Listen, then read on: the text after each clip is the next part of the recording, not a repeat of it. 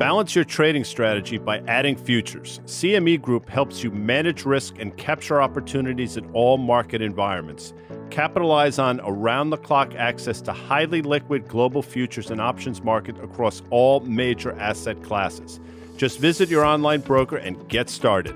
Plug into valuable educational materials and trading tools and see what adding futures can do for you at cmegroup.com/onthetape. Welcome to a bonus episode of On the Tape. With us today, Dan Nathan, and I am fired up. Peter Boockvar, the Chief Investment Officer of Virtu Financial Group. You know Peter from the Boock Report. You know him from his many CNBC appearances. You know him because both Dan and I think he's a badass rock star. I think I can say that here.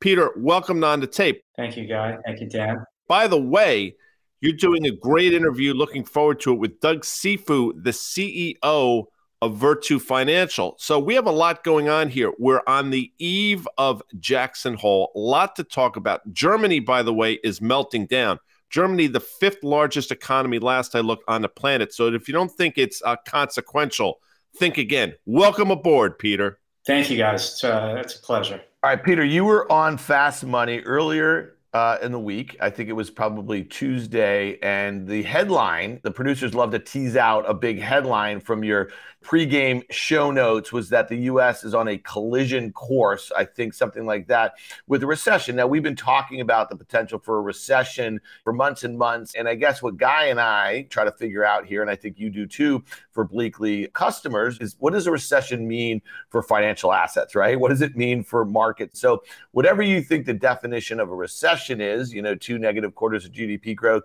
we kind of had that. That's been explained away a little bit. Talk to us a little bit about what a recession means. Like, what are some of the indicators that you're looking at that would mean that we'd see a meaningful contraction in economic activity that would weigh on financial assets, on risk assets, on the stock market? So the U.S. economy is not just this light switch where you flick back and forth between expansion and contraction. There's a lot of stuff that goes on in between. And I'm more focused on the trajectory of economic growth rather than the semantics of what we're going to call it. And when you think about the rise in interest rates, what did it first impact? It first impacted the interest rate sensitive parts of the economy, housing and autos. Housing essentially is in a recession. And if you take housing all in, including remodeling, new builds, broker fees, and so on, that's about 15 to 18% of US GDP. We saw a pretty awful New York manufacturing number for August and barely a positive one for Philly. So you could argue that manufacturing is on the door of, or slightly in, a recession. We're seeing auto sales that are getting now negatively impacted by very high prices and the higher cost of funding. That is also another chunk of the US economy. So to me, the direction is clear. And again, whether we call it that or not, it doesn't really matter. Then, of course, what all this means for corporate earnings, and as you said, how it ties into the markets. And because I believe in a bear market, you study bear markets, there are usually 3 phases of one. The first phase is a multiple reset, where you take a lot of the initial froth out of the market. Then the next is the economic consequences of a slowdown, what that means for earnings. And I feel like we're just on the cusp of that part 2 of this bear market. Peter, let me ask you a question, and this is not meant to be glib in any way. One of the first questions I've get over the last few months from people is, are we in a recession? I got it last night on a Twitter Spaces. And quite frankly, one, I don't know how to answer that question. But I think more importantly, two, what difference does it make? If my answer to those people is, yes, we are they going to go buy spam and ammunition and get into a bunker? Like, I don't understand what changes if then it becomes an official thing. Because quite frankly, for many people, I say it all the time, I would say for 12% of the country, forget about recession, they're looking at 1930 stuff going on. So why does that title, official title, matter? Well, to your point, to first answer the first part and how I answer it is I say it's a recession for some, not so much right now for others. For those that are on the lower income spectrum, that are obviously being suffocated by this jump in the cost of living relative to their wage gains, Certainly, if you're a home builder, you're beginning to feel the beginnings of a recession. And others, when you go off for dinner to a nice restaurant, there's no necessary recession feel there. I think right now it's sort of bifurcated. I think what will make that recession sort of metastasize to the upper income spectrum will be where stock prices go. The S&P 500, if it goes to 3,000, I'm not saying it will, but if it does, you can call it a recession for the upper income part of the population. So again, to your point about whether you call it this or not, the trajectory of economic growth is slowing. That is what is most important here. Yeah, and I would say one really important point there, Peter, you mentioned S&P earnings. Okay, so when S&P earnings are trending lower and companies have visibility about it, it's their actions that they take to kind of defend margins, defend market share, and that's really has this potential for it to snowball lower. So the idea, if it's planted all over the financial media, but it makes its way to Main Street and that causes consumer behavior to pull back, then that's when corporate spending slows down. And then you have this earnings recession, and then you have to start thinking about valuations. And so I guess the negative wealth effect, you just mentioned housing rolling over. The stock market right now, if you look at the S&P 500, down 10% on the year, given everything that we know that's gone on over the last couple of years, and the Fed raising right now doesn't seem to encapsulate what we think the risks are, the three of us, that is,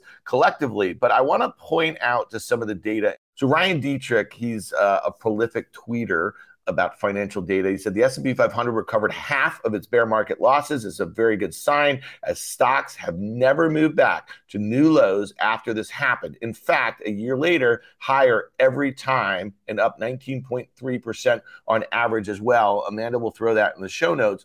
And I guess I bring that point up is that Guy and I had been sort of steadfast for months that the S&P should hit 3,400 because we were assigning basically a multiple on the S&P and where we thought S&P earnings would be at some point mid-year for 2022. Well, the S&P got to 3,600. We haven't seen major earnings revisions down to those levels. We're seeing the multiple somewhere in the 17, 18 times. So we're still waiting on the earnings part of this equation to happen. So my question, Peter, now, will we see a retest? You just said, could we see the S&P 500 at 3,000? The pre-pandemic high was 3,400 in February of 2020 here. Talk to me about all of that and the data when you see a data set like Ryan just put forth. So Ryan, I know he's an amazing data miner and is very good at looking at seasonals and historical relationships between this data point and markets. My pushback to that right now is, up until 10 years ago and 4,000 years of financial history, never had negative interest rates. Had QE starting with Japan a while back, but never before have we seen it like we've seen it. And we've seen QT once, and that was the fourth quarter of 2018.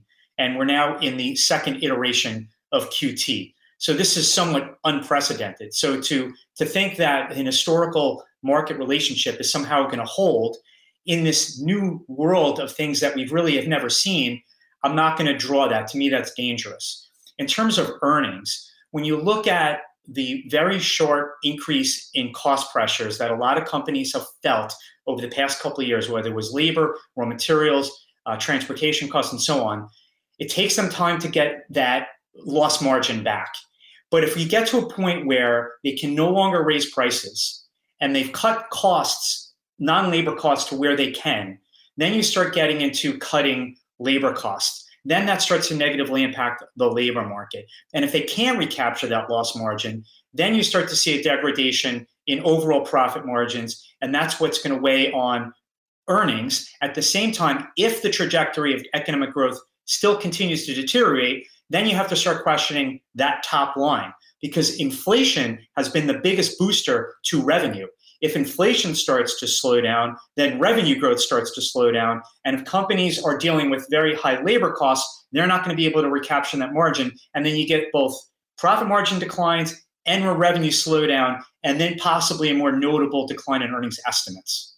My question was somewhat rhetorical about recessions, but not really. I think I sort of understand it. And Dan talked about behavioral finance, behavioral economics. So what's interesting to me, and I absolutely believe this, the answer to that question that I asked is, people could be going along their lives or going on trips, going to restaurants, and then they pick up the newspaper to the extent that people do that, or they watch the news and hear we are in a recession. Then they look at their spouse, they look at their partner and say, oh my God, we're in a recession.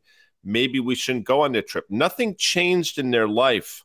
However, their mindset changed, and that starts to feed on itself. And as we know, 60-something% of this economy is driven by people buying stuff or doing things. So when that behavior changes based on a title that really doesn't affect them one way or another, that's when this thing starts to spiral. And I think that's where we are. So when the consumer starts to ratchet back, by the way, credit card debt now north of $1 trillion, this becomes extraordinarily problematic, which is why I think they're so hell-bent on not putting that title out. Does that make sense? It does. Like I said, there's a recession for some, maybe not for others. And we're kind of in this bizarro world too with the labor market. You have, tech companies, tech-related companies that are limited hiring, they're trimming. But then you have the airline industry that can't find enough people. You have a hotel that just can't find enough people.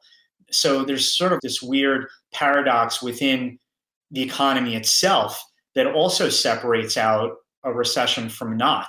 But if you're a business that's doing business globally and you see what's going on in Europe and you see the second biggest economy in Asia that's slowing, it's hard to avoid a recession. And you have the most aggressive monetary tightening in 40 years on an economy that was fed cheap money, which helped to create this dependence that now we're seeing the reverse of. So I don't see how we avoid recession, but just as night follows day, a recession follows an expansion. So it's not like it's crazy talk to think we're going to have one at some point. So, Peter, the other night when you were on Fast Money, Melissa said, how are you playing your sort of bearish economic view in the markets? And when I say playing, how are you lining up, I guess, for defensive sort of sectors? You said value. You talked about energy. You've been a big proponent of energy. We know that you like the gold complex in general. After you got off, Guy knows this. Once Mel goodbyes the guest, there is no bringing it back. So I always try to be very respectful if I have someone like yourself that I love your work and love your points of view, but sometimes disagree. And sometimes I think about things very simply. I think the stuff that worked, this is what I said, it's going to be the growth that leads us on the way out. I don't trade or invest defensively. Like, that's not my game. You're in a different business at Bleakley. You're trying to help people maintain their wealth in difficult periods and then grow it in good periods. For me, I kind of look at things sometimes in zero sum. So my point is things that I were buying were like the growthier things over the course of the summer that had nice little runs. And I think on the way out, when we come out of this bear market period, however long it takes, I think some of the prior leaders, whether it be Apple and Microsoft and Amazon, will be the leaders again. So talk to us a little bit how positioning right now for clients and how you might start to position when you can see the light at the end of the tunnel as far as coming out of a recessionary period and the next bull run. I did hear your comments after, and I didn't disagree. I mean, I think we looked at it through the same lens. Whether it's a growth company that became a value company just because the stock fell. To me, if a stock's down 70%, 80%, and they still have very long-term positive fundamentals, that's an attraction to me. And whether it's PayPal or Snap or it's CVS drugstore, that's not a tech growth story, but you can throw it into that value bucket. Cheap is cheap. However, the growth prospects are. And that's the one thing about a bear market. It creates amazing opportunities. And when a stock is down a lot and you believe in its fundamentals and that really the correction was more of a multiple situation rather than a big change in the company's outlook, well, those are the things you want to buy. And just my nature is to look at the investing world through a value lens. So I'm attracted to things that are beaten up. Again, whether that was a previous high-flying tech stock or it's a boring, dull company like I was buying Madison Square Garden Entertainment or even Manchester United before all this takeover stuff came about. I'm looking for cheap stuff that have a very attractive tailwinds to their business and an attractive outlook, regardless of what industry they're in. And that's the one thing about a bear market is it takes the biggest knife to those stocks that are most expensive.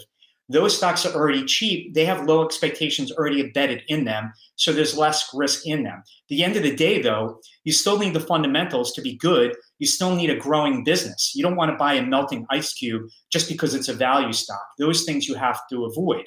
And also time horizon is a really important thing for us. Like when I am buying something, I am buying a stock that I plan to hold for many years. and that it helps me cut away the noise of short-term movements related to earnings, the economy, or what the Fed is doing. And if I still believe in a long-term runway to this business, and if I'm buying it at what I think is the right price and it'll never be the bottom, then I'm going to just ride through whatever comes my way. Hey, Peter, I can't let you go before just commenting quickly on this Federal Reserve. As everybody knows, I'm an unabashed hater of the group. I'm sure the individuals are lovely, although I've never met them personally. But it was really interesting. There was a journal article last week talking about how the market was playing a high-stakes game of chicken with the Federal Reserve. And what I've been saying for a while is, you know what? Market participants, people just buying stocks because they think this Federal Reserve is going to flinch or going to pause or pivot, whatever word you want to use. And I've said a number of times, I don't know what you're listening to, but they've trotted out just about everybody that's ever been associated with the Federal Reserve to say exactly the opposite. Is this Fed going to flinch?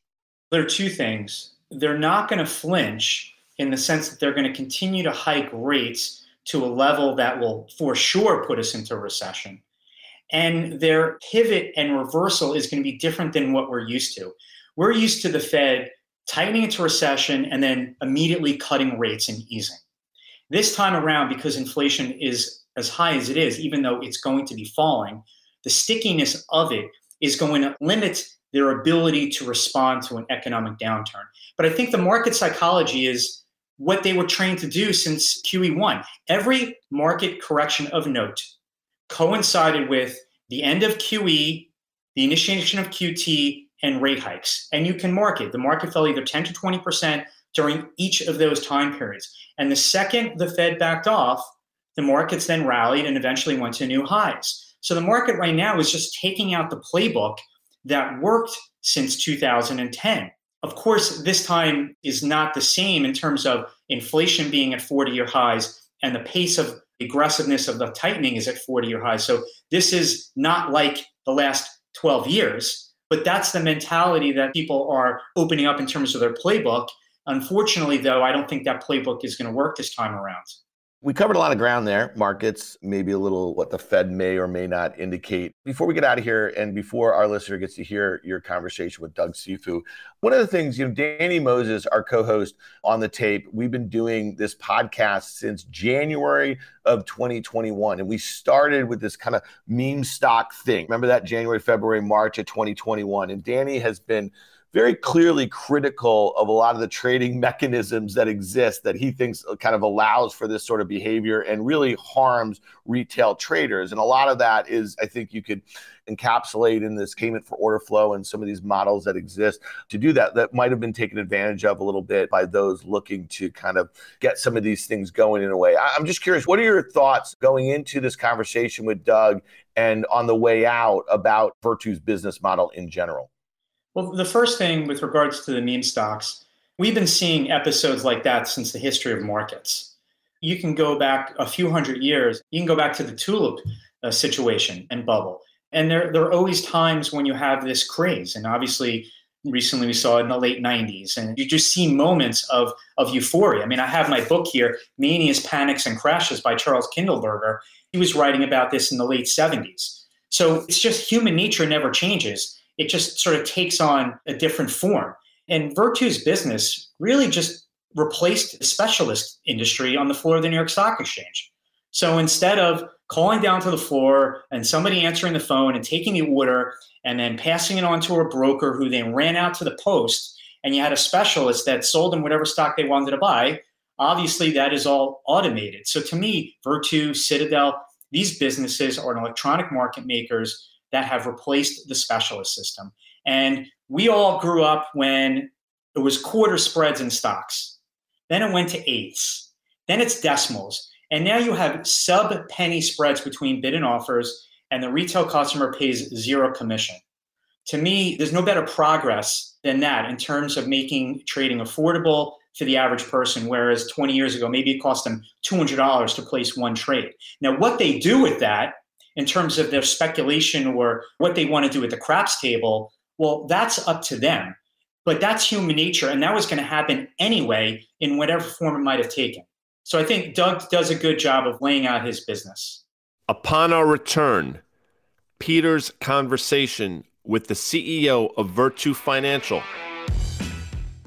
With CME Group Micro Futures and Options, you can get the same access and capital efficiencies of the standard contracts with less upfront financial commitment. Diversify your portfolio and add flexibility by trading CME Group micro contracts in crypto, precious metals, FX, energy, and equity indices. Learn more about what adding futures can do for you at cmegroup.com/micros. iConnections is the world's largest capital introduction platform in the alternative investment industry. They bring the asset management community together through a membership platform that lets allocators and managers meet and connect both physically and virtually. Over 3,000 allocators and 600 managers are part of the iConnections community, overseeing nearly $48 trillion and $16 trillion in assets, respectively. iConnections first came to our attention in 2020 during the first wave of the pandemic. That's when their first event, Funds for Food, became the largest virtual cap intro event in history. To date, they've donated nearly $2.5 million to charities. They are also the people behind the alternative investment industry's largest and most exciting in-person events. To find out more about iConnections events and members-only platform, visit iConnections.io. Hi, I'm Peter Boockvar. Welcome to the first podcast of the Book Report CEO podcast. Our first guest is Doug Cifu. He is the CEO and co-founder of Virtu Financial. He's also the co-owner and vice chairman of the Florida Panthers of the National Hockey League. Doug, welcome. I appreciate you being my first guest. Wow, I'm honored, Peter. Happy to be here. So before we get into the details of your business, I want the listener to understand how you got to where you are. You were a corporate lawyer for almost 20 years, and now you're running a global market making and execution firm. And what was it that introduced you to Vinny Viola? What gave you guys the idea to start this business? Yeah, great question. And thanks very much for having me. I mean, it's a little bit sort of equal parts hard work, being in the right place at the right time. And I do believe in like sort of a higher power that kind of brings people together. So my background very quickly was as a lawyer, as you mentioned. I was at a law firm called Paul Weiss, Rifkin, Wharton and Garrison, big New York law firm. I specialized in mergers and acquisitions, private equity.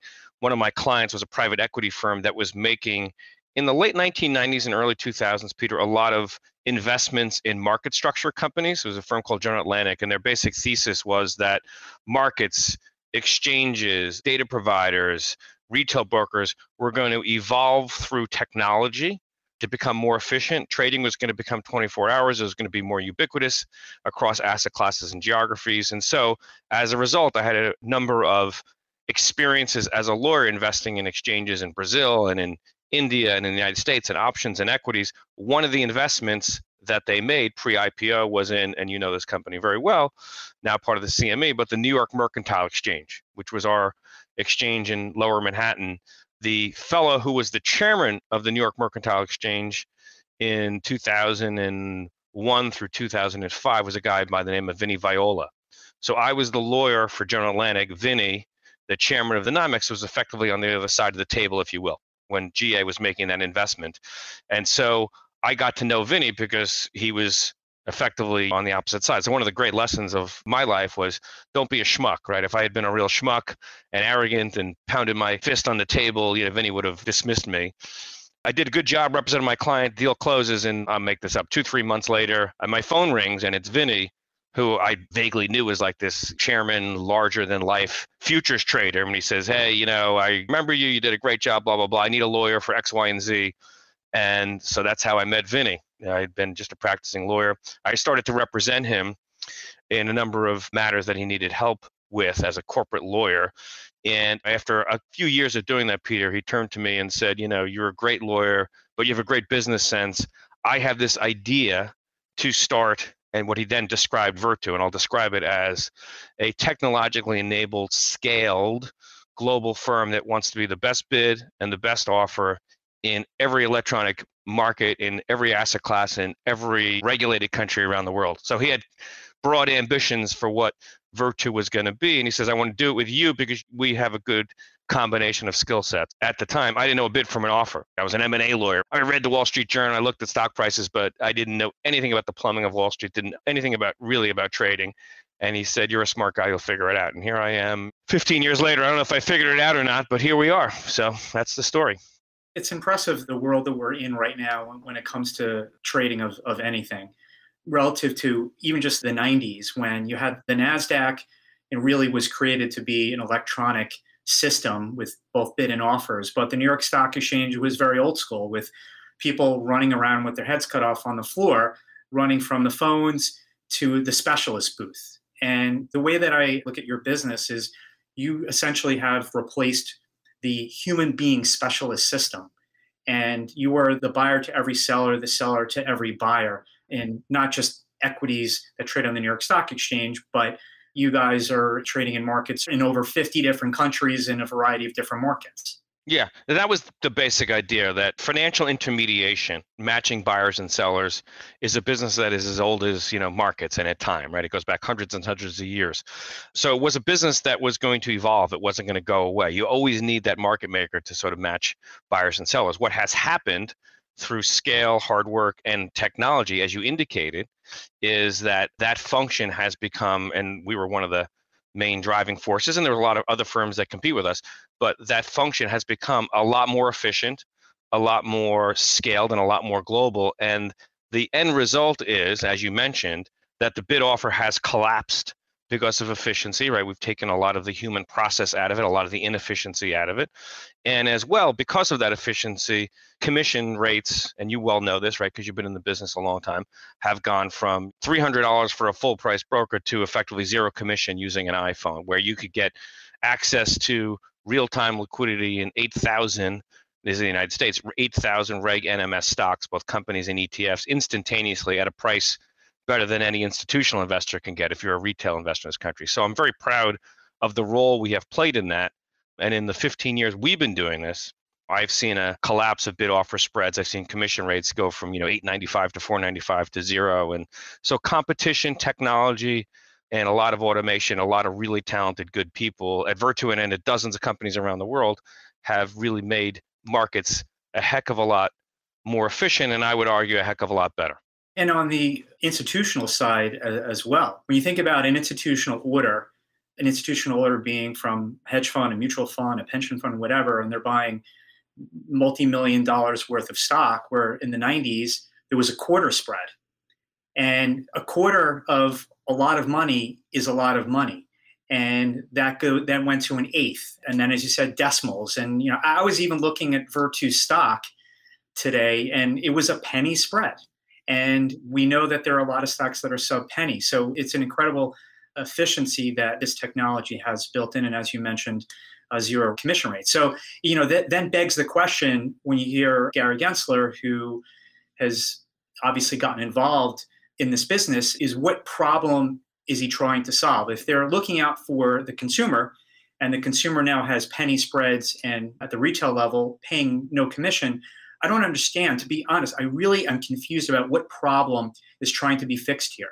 I'm going to try to be somewhat polite. I'm typically not real polite about this, about him and about what he's trying to accomplish. I mean, really, at the end of the day, Peter, it really is just he's really more of a political activist as a SEC chair than a regulator. It's really kind of a new type of SEC chairman that we have. Historically, the chairs they get their direction from Congress. They're worried about enforcement actions. They want to protect the marketplaces. But Gensler really has a political agenda. They don't, and the progressives, I'll say this broadly, do not like self-directed trading. They don't like what happened with Robinhood and the meme stock phenomena. They think it's, the hordes are sort of trading too much, this gamification. And layer on top of that, our biggest competitor is a firm called Citadel Securities, great firm run by a brilliant, once-in-a-generation kind of talent, a guy named Ken Griffith. And Ken is a very, very successful, but very Republican and a very large donor. So he's not well-liked in Washington. So you add up all those facts, and I would argue, and I've said this publicly, and I'm saying it again publicly, that Gensler is on a political witch hunt. What he is doing and the suggestions he have made are simply not supported by the facts and not supported by any data that any reasonable person could look at. The marketplace has solved and created through competition this incredibly efficient ecosystem where, as you say, a retail investor can buy up to 10,000 shares with a mouse click or a push of an iPhone at a price that is at or better than the national best offer that any institutional investor would pay. It's a remarkable system at zero commission, right? So that is something, as a proud card-carrying American, we should all be very proud of and wave our flag because, as you said, we trade in dozens and dozens of marketplaces around the world where there is retail participation in Japan, in Europe, in Canada, in Brazil. There is not a marketplace that is as efficient and is as robust for a retail investor as is the United States. So sadly and unfortunately, and I have to waste a lot of time on this, Gensler is on a little bit of a political jihad that is not backed by the facts and the data. And we will continue to be very front-footed, transparent, and vocal in opposing what he's trying to do. When people look at the US and they see the big tech companies and Google and Microsoft, and they say that, wow, the US is dominant in these big tech companies, I think people should also understand that when it comes to the global capital markets, there is nothing like the US. There is nothing like our capital markets, whether it's from a fundraising standpoint, a fixed income capital raising standpoint, and certainly when it comes to making markets. I don't think people appreciate that a bid offer spread of just a penny or below that is quite unbelievable. And you can look at any other market around the world, and while spreads have definitely collapsed, there's nothing like those spreads here. The importance of that is what it means for capital formation and growing businesses, right? The tighter the bid offer is, if you're an issuer, and I know this because I run a public company, the better execution price and better quality you'll get when you try to raise capital. So our efficient markets allow for real robust, efficient capital formation, which creates jobs and grows our economy. So that's why so many foreign issuers want to come to our marketplace. And yes, there should be robust rules about that. And I'm obviously not in favor of scams and frauds and things like that, but we should be celebrating this market. It's one of the core strengths and something that we have, I use the word dominated, because we trade in so many different marketplaces. The U.S. equities market and the U.S. capital markets are so overwhelmingly more efficient and scaled than any other place in the world. They should be celebrated. And unfortunately, we're in a political world right now where Wall Street and efficiency and trading in capital markets are not nearly as celebrated and valued as they should be.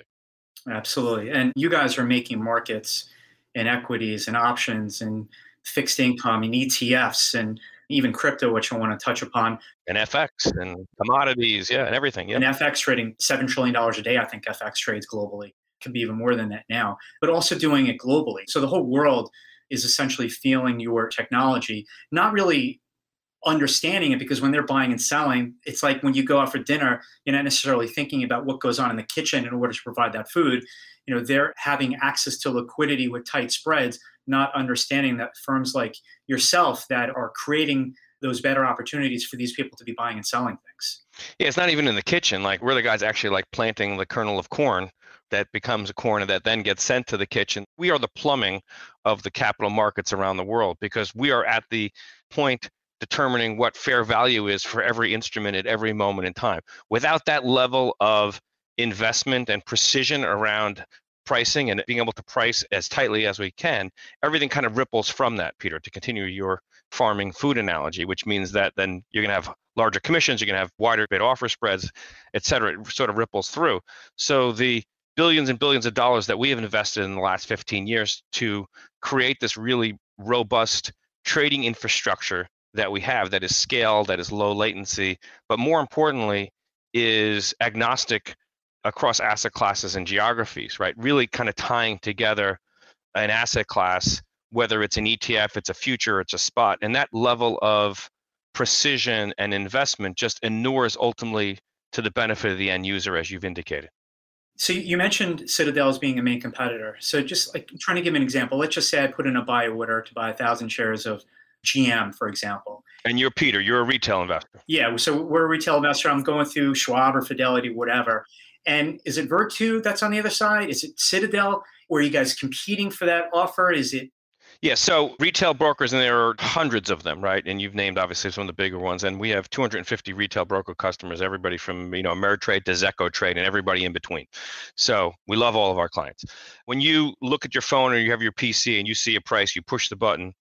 That order, which is a market order, right? So it just says, get me 1,000 shares of GA, whatever the market price is, and you kind of see a market price there.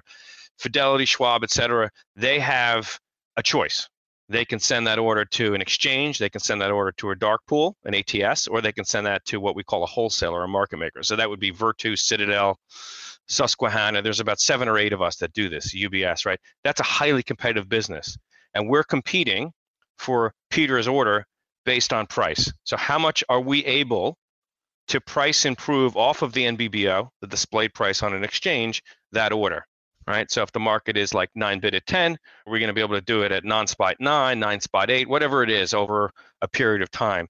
And so Fidelity Schwab, in your example, will have a wheel where it has predetermined, okay, my number one market center for 1,000 shares is going to be Virtu. So they'll get 1 out of every 3 orders.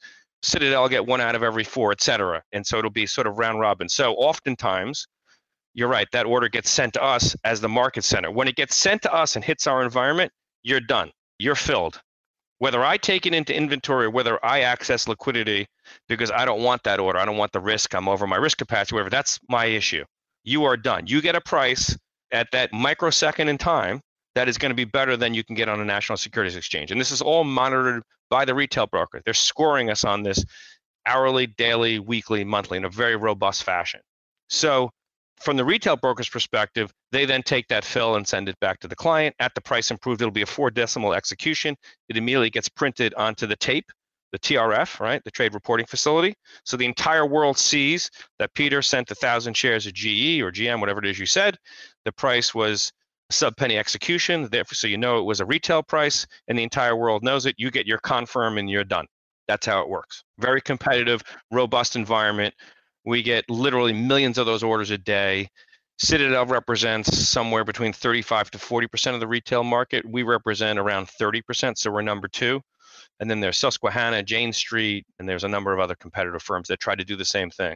The key takeaway is, because of the market dynamics and Fidelity's playing us off against each other, right? We're providing this customer service, this outsourced routing solution, but it's also a principal solution. So we're taking real risk on those orders. Sometimes Peter's order ends up being a loser for us and we lose money. Hopefully, more often than not, we can make money on these smaller, non-correlated market orders, but some days we don't, some days we do. And that also seems to be a point that Gensler doesn't understand either, is that you guys are competing to offer the best price. Yeah, he's got Citadel on the brain because of a political dynamic, and it's a mouse click business. There's no long-term contract here. If we mess up, Fidelity is going to shut us off for the day. If they don't like our prices, they're going to take us from 30% down to 15% with a mouse click. It happens intraday. It happens day to day. So it's a very competitive, monitored business where the retail brokers have a ton of market power. It's not the Citadels and the Virtus. I want to transition. Tell me if I'm wrong. Market making is what, about 70% of your top line, and execution is the balance predominantly? Yeah, I mean, obviously it depends year to year. Is when there's more volatility, market making, bid offers will expand, but roughly you're correct. Yep. So the execution business, and from back in the day in the 90s, if I called down to the floor of the exchange to buy 20,000, 50,000 shares, 100,000 shares of something, there would be a person on the other side. They would call the runner. That would have to then run over to the specialist, execute the order. They would run back, and I would literally have to write down every single transaction, which can be 50 of them. And you were probably paying a nickel a share or something like that, right? Paying a nickel, 6 cents, and wide spreads. So your execution desk can literally take that 50,000 share buy order, and with the technology that you guys have developed, execute that instantaneously. Not all the time, but more often than not. The answer is yes, but more to the point. So you said it right. Like 70% of our business, we're acting as a principal, as a market maker. 30% of our business, we're acting as an agent, right? So our clients are large institutional pension funds around the world. It's a who's who. We've got 1,400 institutional clients that trust us. And really the theory, Peter, was we're really good at understanding markets. We're really good at routing orders. We're really great at providing liquidity and accessing liquidity. So can we apply those activities that we do as a principal and empower our clients by offering that same understanding of the markets and our technology to institutions and act as an agent? And as you said, sadly, no longer get a nickel. It's about half a penny for a low touch order and maybe, a penny or two for a high touch order. But what we have done is we've created in the US and in markets all around the world, Europe and in Asia, an algo suite where clients have their own trading desks to their own buy-side firms. So in your example, you would have been outfitted with a suite of algos, Virtu algos, and other. You could use Goldman and other folks. And you're an experienced trader.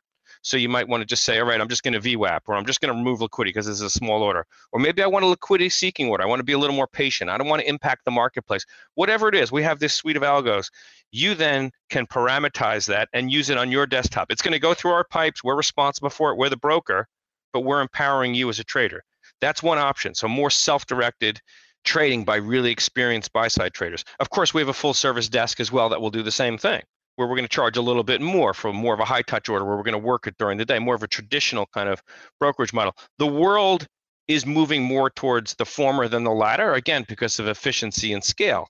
You follow the industry, so if you're an institutional asset management fund, you're under pressure. You want to reduce your costs, right? Mutual funds are challenged these days. So your cost of execution, your brokerage cost is going to be a big deal. We're a lower cost, if you will, but really excellent execution only type of firm. We don't offer any research. We don't offer any prime. We don't offer any IPO calendars. So the only way we get business from a who's who of institutional clients is through superior execution quality and obviously customer service, right? And that's demonstrably measurable based on analytics that either we can provide or third parties can provide. So when you look at taking that over the next 3, 5, 10 years, the growth drivers of the business, is it just continuously being ahead of the competition in terms of delivering this technology? Is it in addition to finding new markets and more securities to trade and just get deeper within the capital markets throughout the world? The answer is yes, right? Obviously, we want market share, and there's always the 80-20 rule, or really like 90-10 rule. I mean, there's going to be a handful of behemoth kind of asset managers, pension funds that really we're competing for. But we offer a multitude of products. So we have an execution management system called Triton that sits on the desktop. We have an analytics business. We have high touch and low touch. So what we have found is, and the reason we can continue to grow is when clients buy, this is kind of sales 101, Peter, and I was literally just looking at these metrics yesterday. When clients use 2 or more of our services or 3 or more of our services, we're going to make a lot more money in aggregate, but also they're more attached to the firm. So using our technology to actually give people the pipes, if you will, that they can access the market and access other brokers, right? We call that our EMS, our execution management system, along with our old ITG net, where we actually offer connectivity, and then putting our algos on that desktop, and then providing an analytics business so that they can actually do their own TCA, really empowering the large asset managers, pension funds around the world to be more self-sufficient, leveraging the technology that we've built for our own market making side. The last part, which is really keenly strategic, particularly in the US, is because we are a large market maker, and because we have this large central risk book, if you will, of our own prop orders and retail orders, clients that choose to opt in get access to that. So think about that. If you're a large institutional investor, and some of our clients are just amazed by the size of the fills that they can get, from my perspective, I'm more than happy to have my institutional client pay me a commission, be happy, and execute at midpoint against some large retail orders that I happen to have in inventory, because that allows me to be more aggressive in pricing to my retail customers, right? So I become more of the market center. So that's one of the strategic growth areas for our firm, effectively internalizing within Virtu liquidity provisioning. Right. You're deepening the liquidity at the same time improving the price as well. Correct. And providing 100% transparency and post-trade reporting and all of that. Right, which is the ideal combination. It's this one-stop shop. Exactly. And sophisticated, high-end, large global asset managers love that, right? Because they get access to real liquidity, they got transparency, and they can show their best X committee, hey, look at all these data. It shows that we executed better, we got larger fills. And it's the only reason we have market share, right? Because why the hell else would you use Virtu as opposed to using Goldman or Morgan Stanley or JP Morgan, one of the large guys that offer you calendar, that offer you prime brokerage and leverage if you're a hedge fund, that offer you corporate access. We have nothing, right? We don't even have tchotchkes and hats that we give out. All we have is execution quality. So crypto, you have the ETFs and crypto, you have the futures. I know Canada has spot ETFs. Obviously, we have futures ETFs. Is there also a cash market that you guys are trading in? Like if I have an account at Coinbase and I'm buying Bitcoin, is it Virtu that is providing liquidity, or it's done in a different way? It's done in the same way. So, I kind of look at crypto a little bit like the FX market, Pete, right? Because there's no centralized clearing. There's not really like a central club anywhere, right? Obviously, there's no NBBO, right? So it's a little bit like FX where you have spot venues, banks are actual venues, you have futures, and you even have some ETFs, right? So we look at this as it's a widget to us. I don't have any fundamental view on Bitcoin or anything else, just in the same way that you're smarter than me in terms of where's the euro dollar going to go. I really don't care. I'm worried about the next tick, not what's going to happen in 6 months. So we look at Bitcoin and these other coins that are, have enough volume as just widgets. And so we are connected to, the big guys, the Binance, the FTXs, the Coinbases, Geminis. So there's like 7, 8, 9, 10 cash spot venues where we can act as a market maker. But it's more challenging, right? Because there's not really prime brokers in a traditional sense. There's no centralized clearing, so there's not as much leverage. It's an operational pain in the tush, right? Because you got to move coins in cash. But it's a great business for us and a growing business for us because, again, think about it. You have all these different coins and all these different venues, but they're also going to be denominated in different types of currencies. I mean, there are people that want to buy Bitcoin on some venue in Turkish lira. And we can do that, right? Because we provide two-sided liquidity in Turkish lira. So we can do Bitcoin try against Bitcoin dollar. Anyhow, so that's why it's an exciting business for us. As a quick editorial, we should have a spot ETF in the United States. This is another one of the Genslerisms. It makes no sense. All he's doing is harming retail investors. There's a whole bunch of letters and there's litigation that Grayscale brought, and great law firm Davis Polk is involved in it. And if you read their letter on this, they're 100% right on this. This is another one of Gensler's political dogmas. All he's doing is hurting retail investors because there is a future-based ETF which has to roll periodically, so it's a lot less efficient. And you get slippage. Yeah, there's a lot more slippage. Yeah. So that's why we're involved in crypto, and we will continue to be involved in crypto. You also have a side business, and that's called co-owner of the Florida Panthers, which happened to have the best record and the most points in hockey last year, but obviously was disappointing playoff end. How's it looking for the upcoming season, which starts before you know it? You're very, very generous by calling it a business. I call it a very, very expensive hobby. A fun one, I'm sure, though.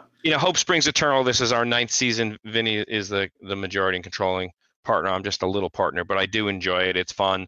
Every year, I think we're going to win the Stanley Cup, and I've been wrong 8 times in a row, so you shouldn't listen to me about that. But I think we did make the team better in the offseason. We made a very, very controversial trade. It was a painful one because we traded a guy named Jonathan Huberdeau, who has just been a wonderful long-term, our longest tenured Panther. And the guy came off a 100-point season, and he comes from a great family. I know the mother, I know the father, I know his brother. His sister sings the national anthem when we play the Canadians. So it was a painful trade to make, but we got back one of these rare players, a guy named Matt Tkachuk, who is a great scorer, but he's also got like a physical side to his game. He's got a lot of grit. I think in Bill I trust. Bill Zito's our GM. He's made some amazing moves. He's really turned over the franchise in the last 3 years. And so I know people will think we got worse because we traded Johnny for Matt and all that kind of stuff. I think we'll be a better postseason team. I'm very optimistic we'll make the postseason. As you said, we won the President's Trophy last year, which is like kind of touching the Stanley Cup. Everybody that wins it doesn't win the Stanley Cup.